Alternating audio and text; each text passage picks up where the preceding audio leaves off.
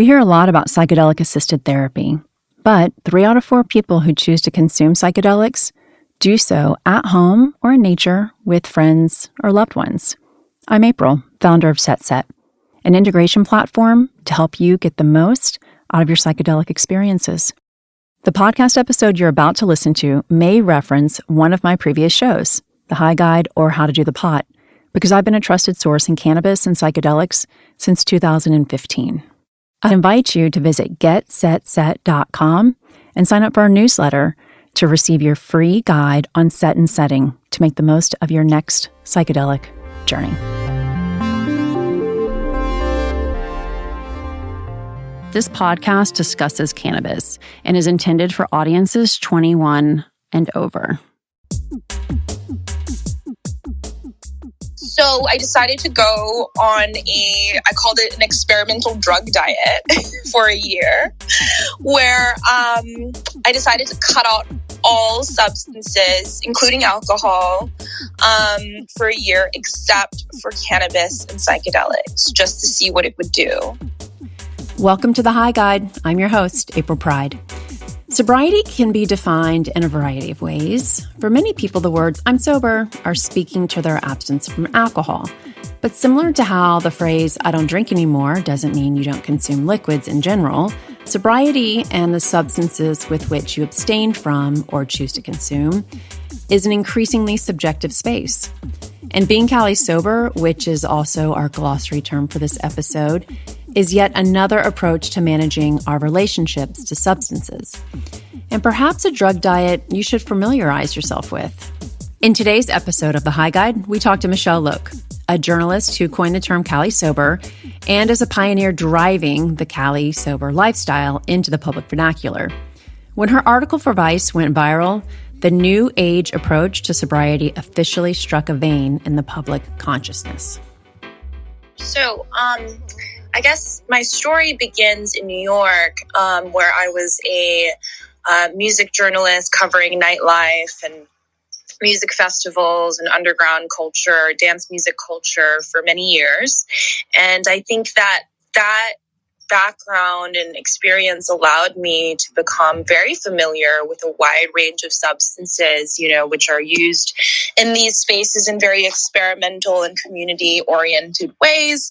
Of course, there's also the dark side of addiction and substance dependence that also was a very real experience for me to witness firsthand.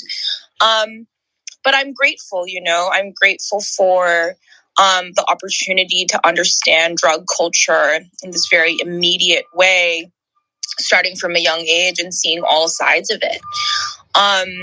So, this experience allowed me to sort of start my transition into becoming very interested in cannabis professionally. So in 2018, I left my job in New York and moved to California to witness the legalization of cannabis. That was obviously the year that it kicked in.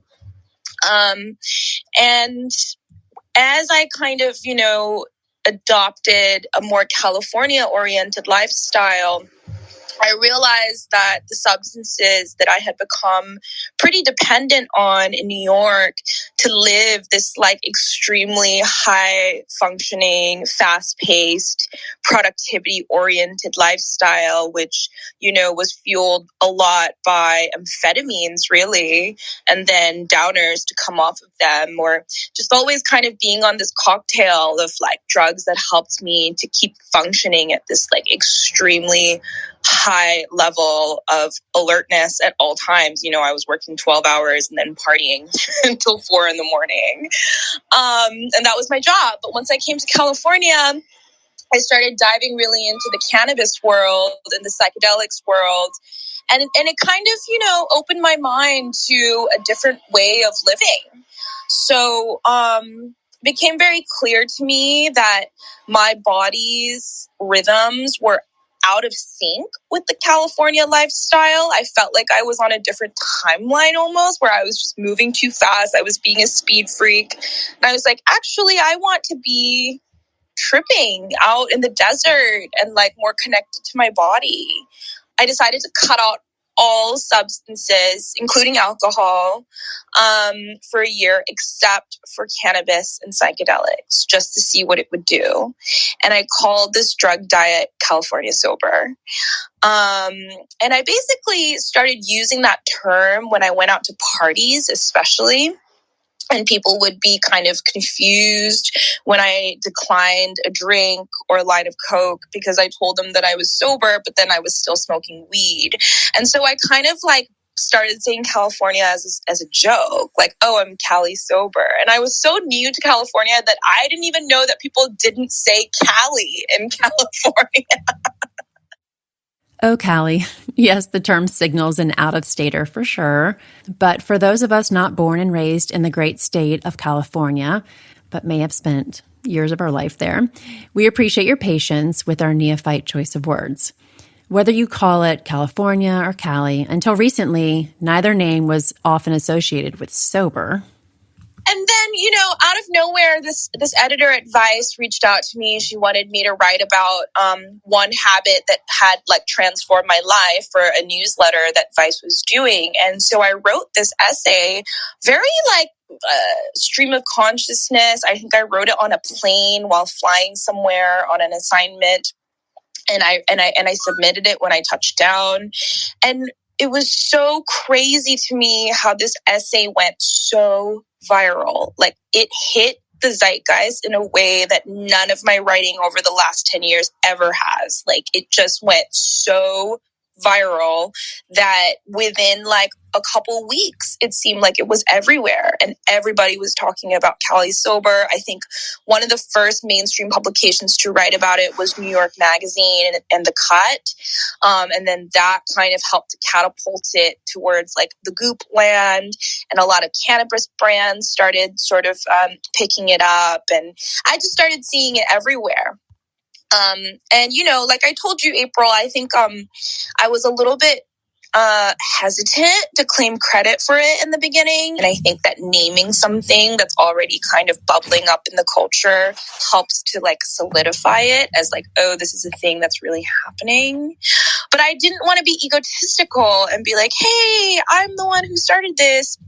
But only later, I think, like now, seeing how many brands are using it and how many people are kind of like talking about it in the discourse, I think that I realized also, thanks to, all of the Black Lives Matter and like the Asian American solidarity that's happening, that it is important for me as a woman of color to speak up about the fact that like I helped to kind of name this based on my own experiences, because it's important for people to understand that Asian women can talk about drugs and can talk about addiction, which is not really a role that a lot of Asian women feel comfortable talking about.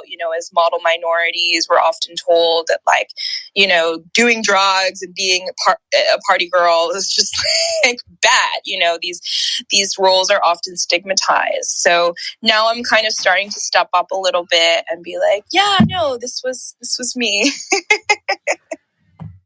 Well, we can definitely thank Michelle for bringing Cali Sober into the mainstream conversation. From her use of the term Cali to her openly shared stories, the authenticity is evident and quite moving to read.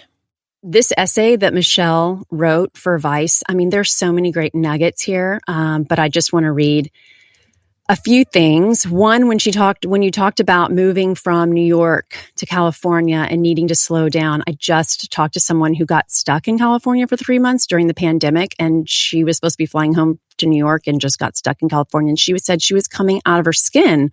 She just can't move that slowly. And she said that she consumed a lot of weed while she was sort of stuck there in the Sunshine State.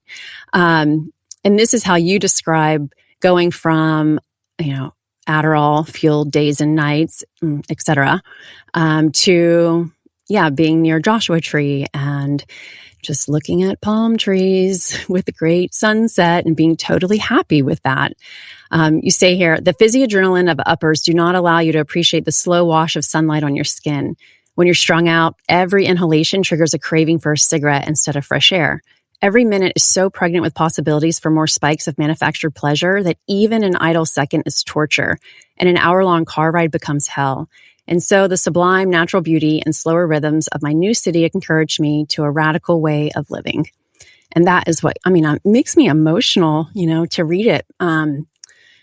Because I definitely, substances are something that I don't know if struggle is the right word. I'm very conflicted about my consumption of alcohol for the most part, which is almost non-existent, except for I did go out with Kat last night. And we did have some art. We broke our seal for quarantine and went out and had some tequila. It was really good.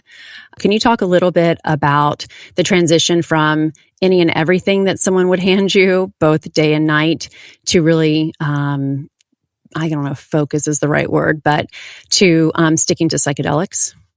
To me, it was important to include psychedelics in the conversation. I think it's really interesting how, as Cali Sober has become more and more popular and discussed in the mainstream conversation, that psychedelics are sometimes left out because people are still kind of wary and maybe feel like they're too edgy, like it's so much like, oh, Cali Sober equals weed. But to me, it's really important that we include psychedelics in that framework. However, I do think that Cali Sober is one lifestyle. It's one drug diet. It's kind of like any kind of diet where there are many, many different ways towards enlightenment or towards, having a sustainable relationship with the substances that you consume. And I think that I've seen California Sober defined differently by other people. So Demi Lovato defined it as drinking and smoking weed in moderation, right? So she actually includes alcohol in her definition of California Sober. I didn't, because I had basically come up with this term based on my observations of the California lifestyle at parties that I was going to, which was, cannabis parties. And I noticed that a lot of people weren't drinking. But, I'm really open to other people kind of taking this term and playing with it. We hope you enjoyed this introduction into the origins of being Cali Sober. And if you're curious to play around with this new age drug diet as a lifestyle, tune in next week where we take a deeper dive with our high guides for some best practices and fresh perspectives on the ever-changing world of sobriety. And definitely check out Michelle's Substack, Rave New World. I started subscribing earlier this year, and it definitely got me excited to get out into the world under the influence of potent plants.